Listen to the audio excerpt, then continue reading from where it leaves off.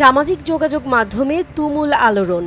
Live show চলাকালে হঠাৎ লাফিয়ে উঠে আসে এক বিশাল ওরকা। মুহূর্তেই আহত হন প্রাণী প্রশিক্ষক জেসিকা র্যাডক্লিফ। দর্শকের চিৎকার, আতঙ্কে ছুটোছুটি। কয়েক সেকেন্ডের মধ্যেই ছড়িয়ে পড়ে সেই ভিডিও। অনেকে বলছেন এটাই নাকি জেসিকার জীবনের শেষ মুহূর্ত।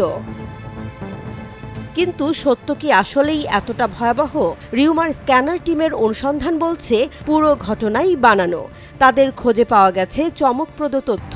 জেসিকা র্যাডক্লিফ নামে কোনো প্রাণী প্রশিক্ষকের সাম্প্রতিক সময়ে ডলফিন বা ওরকার আক্রমণে মৃত্যুর খবর নেই। এমনকি কোনো বিশ্বস্ত আন্তর্জাতিক সংবাদ মাধ্যমও এই নিয়ে একটি লাইনও লেখেনি।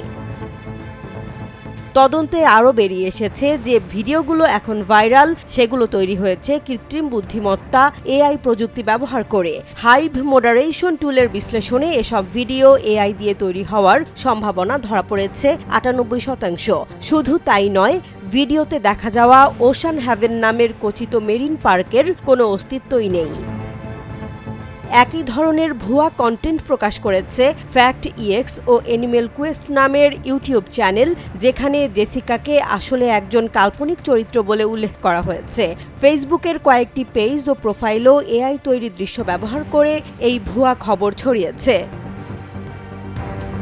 তবে বাস্তব ইতিহাসে এমন ভয়াবহ আক্রমণ আগে ঘটেছে।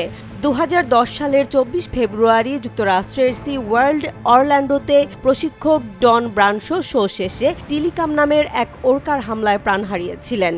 কিন্তু জেসিকা র্যাডক্লিফের মৃত্যুর দাবিটি পুরোপুরি গুজব, বাস্তবতার সঙ্গে যার কোনো মিল নেই।